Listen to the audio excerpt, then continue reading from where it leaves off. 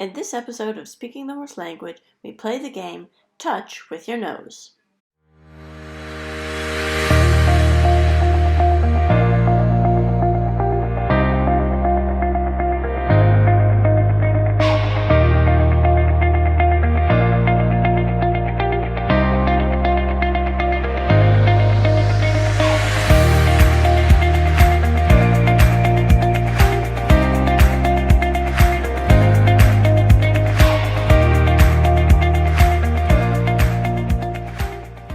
This game is going to be played on and off the horse.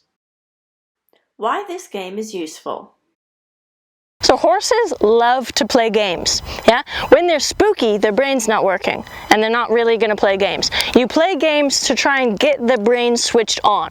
So if I have a horse which is very spooky, part of my body language reading, speaking to the horse, is to see, is she being spooky because she's actually scared, or is she just messing with me? Is she just being a bit naughty and trying to be alpha?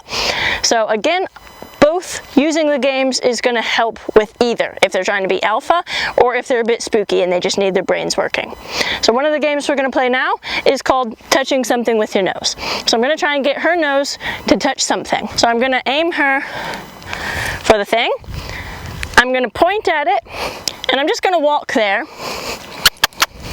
pointing at it. And I'm just going to keep pointing at it. She's not seen this before. Good girl, good girl. Good girl. And then I really dramatically praise her. Good girl. Yeah, with my voice, with petting her. Good girl. Okay, so I'm gonna get her to touch the yellow thing. So I'm gonna point. Good girl, good girl. What a good girl. And then I praise her. Good girl. So this exercise, touching something with your nose, helps to switch their brain on. So if they're spooky or whatever, you do these little games and these little exercises, and that turns their brain on. You can do the exact same exercise from the right side as the left side, and you can do it from further away. So let's try one from further away.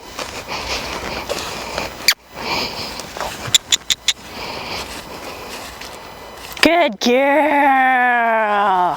What a good girl! And now she can eat.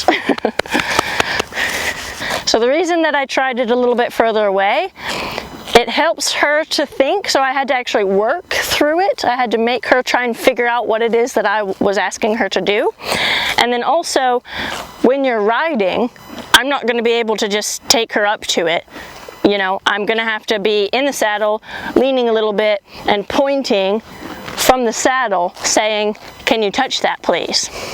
Yeah, so I can't from the saddle carry it over if I'm always babying them. Now obviously you do it further away once you've played this game a few times and they figured out what it is they're supposed to do. So if you do these exercises from further away, it helps build your horse's confidence, and it helps them build confidence and trust in you. So now I'm going to have her do the same game that we played on the ground. I'm going to ask her to touch the little object. So I'm going to point. Yeah, pointing. I'm still pointing.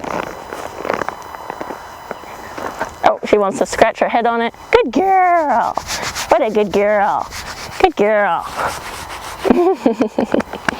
I'm going to take her away from it.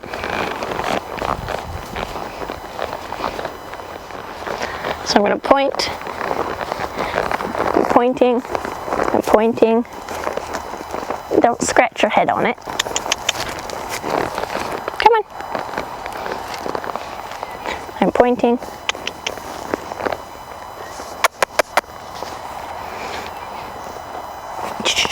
Good girl, good girl.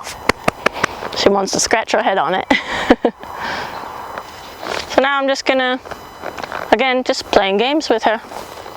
She sees the thing, I'm gonna take the thing. Good girl.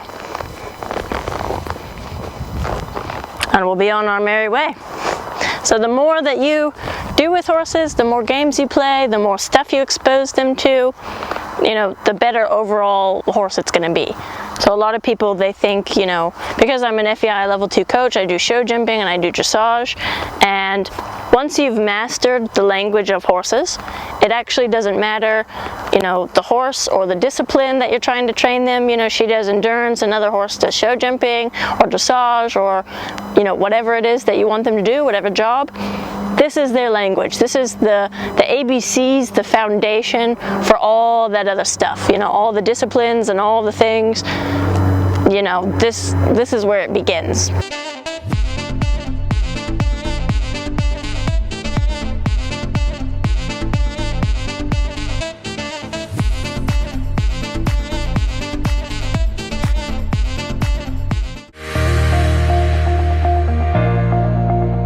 Walking, and I'm moving with her.